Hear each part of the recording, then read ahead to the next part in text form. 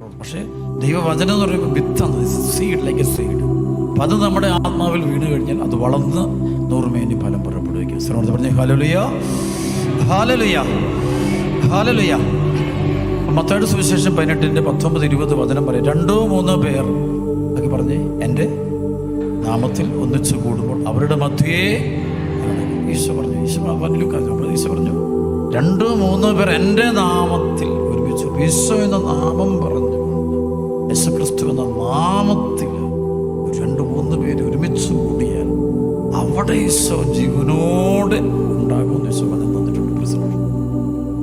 അതിൻ്റെ യാതൊരു മാറ്റമില്ല. ഈശോയുടെ ജീവിക്കുന്ന സാന്നിധ്യം വരും. ഈശോയുടെ നാമം ഏറ്റവും വലിയ പ്രോമിസ് ആണ്. അതാണ് ഈ മത്തായിയുടെ സുവിശേഷം 28:20 വചനം പറയും, ഈശോ പറയും, ലോകാവസാനം വരെയും I'll be there with you till the end of the ages. ലോക അവസാനം വരെയും എപ്പോഴും ഞാൻ നിങ്ങളുടെ കൂടെ ഉണ്ടായിരിക്കും. അതൊരു കഥയല്ലത്, അത് ഉറപ്പായിട്ടുള്ള കാര്യം. അതാണ് ഈ മർക്കോസ് സുവിശേഷത്തിൻ്റെ 16-ാം അധ്യായത്തിൻ്റെ 20 വചനം പറഞ്ഞിട്ട് അവർ പലയിടങ്ങളിൽ പോയി വചനം പ്രസംഗിച്ചു. കർത്താവ് അവരുടെ കൂടെ പ്രവർത്തിക്കുകയും അത്ഭുതങ്ങൾ കൊണ്ടും അടയാളങ്ങൾ കൊണ്ടും ആ വചനം സ്ഥിരീകരിക്കുകയും ചെയ്തിരുന്നു. ശ്രമത്തെ പറഞ്ഞു ഹല്ലേലൂയ, ഹല്ലേലൂയ.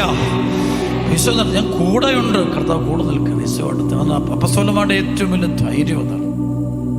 യോഹന്നാന്റെ സുവിശേഷം 14-ാം അധ്യായത്തിൻ്റെ 15 മുതൽ 19 വരെയുള്ള വചനം വായിക്കും. ഈശോ പറയുന്നുണ്ട്, 14:15 പറയും, എന്നെ സ്നേഹിക്കുന്നവൻ എൻ്റെ വചനം പാലിക്കും, അപ്പോൾ ഞാൻ എൻ്റെ പിതാവിനോട് അപേക്ഷിക്കുകയും എന്നേക്കും നിങ്ങളുടെ കൂടെ ആയിരിക്കുവാൻ മറ്റൊരു സഹായകനെ അയച്ചു തരികയും ചെയ്യുന്നു. എന്നിട്ട് പറയും, ആ സഹായകനെ സ്വീകരിക്കാൻ ലോകത്തിന് സാധിക്കുകയില്ല.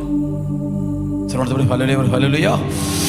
ശിഷ്യ പറയും, അതായത് പറയുന്നുണ്ട്, ഞാൻ നിങ്ങൾ ഒരിക്കലും അനാഥരായി